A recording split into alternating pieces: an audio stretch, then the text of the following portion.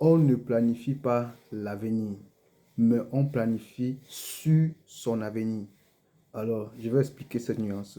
Tout à l'heure, quand je faisais sport, le Seigneur m'a donné cette pensée parce que j'avais beaucoup de projets en tête et j'avais beaucoup de choses que je voulais planifier, je voulais programmer et je voulais mettre cela, détailler cela sur le temps.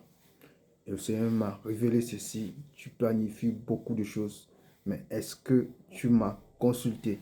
Alors il m'a dit, car je sais les projets que j'ai forgés pour toi, projets de paix et non de malheur, afin de te donner un avenir et de l'espérance.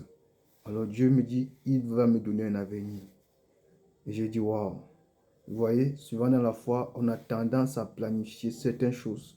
Dieu veut peut-être que tu montes et toi tu descends et tu planifies ta descente, tu planifies ta chute. Des fois, Dieu veut que tu ailles à droite. Cependant, tu prends la gauche et tu planifies de t'éloigner de tout ce qui était destiné pour toi. Apprends à consulter Dieu. Apprends à chercher la volonté de Dieu avant de planifier quoi que ce soit. Si tu planifies sur tes propres désirs, tes propres fantasmes ou sur ta propre sagesse, selon tes yeux, pense à Lot et Abraham. On dit arrivé à un moment donné, Lot a commencé à se prendre la tête. Et Abraham a décidé de faire quelque chose. Il a dit à Lot, si tu prends à gauche, moi j'irai à droite. Si tu prends au nord, moi j'irai au sud. Si tu prends à l'est, moi j'irai à l'ouest. Et Lot a jeté le regard. Il s'est fié à sa sagesse, il s'est fié à ses yeux.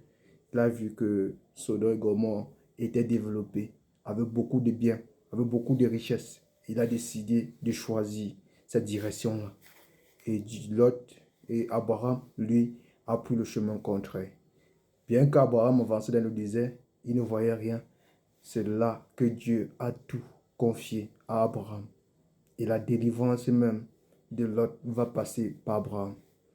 Il faut prendre un temps suivant pour demander à Dieu ce qu'il attend de toi et planifier selon sa volonté.